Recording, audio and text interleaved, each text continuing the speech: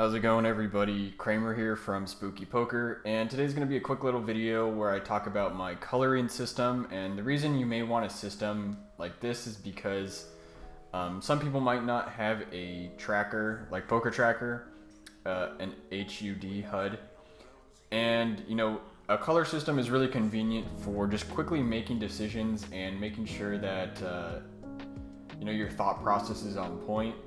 And even with conjunction with the HUD, it's very helpful because, for example, if I see that someone is like loose aggressive, I can look at like their 3-bet rate or something, or maybe they're loose aggressive because they play crazy post flop. So it gives you an indication of which stats to look at because, while you're playing online poker, you don't have infinite time. You have to make a decision within 1 to 3 minutes, depending on where you play. But yeah, so I just want to make this quick video. Maybe you're also like grinding the micros, and if you're not utilizing this will definitely increase your win rate and make you some more money. So if you enjoy this kind of video, just drop a like. I would appreciate that. Go ahead and subscribe if you want more helpful videos like this, and let me know in the comments if this is helpful or not, and also what videos you may want to see in the future. So given all of that, I'll just do a really quick bankroll update. If you are interested, I'm doing a bankroll challenge. You can find it in one of the corners here. I'm not sure which corner it's going to be, but I just released episode 1 last week about the poker to PC bankroll challenge. So I'm trying to get from $200 to $2,000. So go ahead and check that out if you're interested. So without further ado, let's get into the video. So like I said, this is going to be really quick.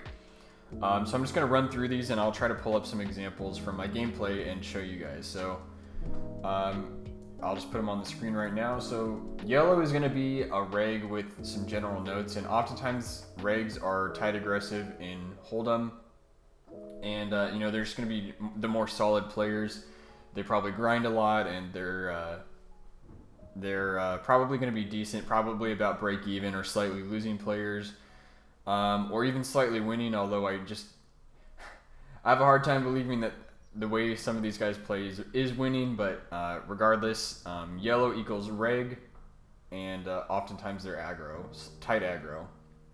tight aggressive, just to be clear. So the next one is, okay, so yellow is obviously what I just said, and then green is what I label maniacs with, and green is what we love to see. We love to see that green.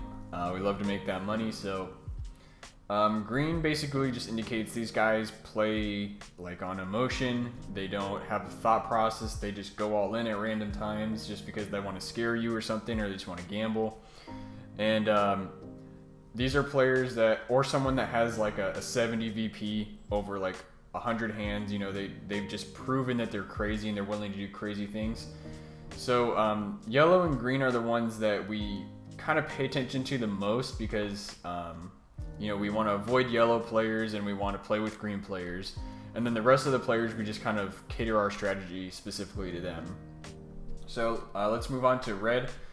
So red, contrary to the associations with the color red, I actually have it as loose passive, and there's no real reason other than like it was just random. That's just how I decided. But loose passive just represents someone who they'll play a lot of hands, but they'll have like a high fold to C bet. They'll fold the barrels. They really don't. They're not going to check raise you. They just want to see hands, and if they bet, they have it. So that's what red represents.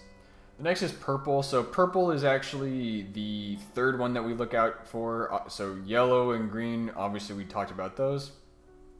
But purple's actually like the most dangerous because those are, the most unpredictable players that also show aggression. If people are unpredictable and passive, then it's kind of like, who cares? But when they're aggressive and unpredictable, then it's, that's what makes it makes a good poker player, even if they don't have a lot of rhyme or reason. So purple equals loose aggressive in my book. And that's actually a fair amount of regs are also purple. So just because they're not yellow doesn't mean they're not a reg, but purple is usually going to be loose aggressive in my book. So next is blue, which is going to be tight passive, and tight passive is it's easy to spot this kind of player. They're really tight. They'll never 3-bet. They just limp, and then if you make it too expensive, they'll just fold. And if they limp call, they're gonna have like really strong hands if you make it expensive and hold them. So they're gonna have like jacks plus, sevens plus at least, ace king, like the limp call ace king, hands like that. High fold to c-bet.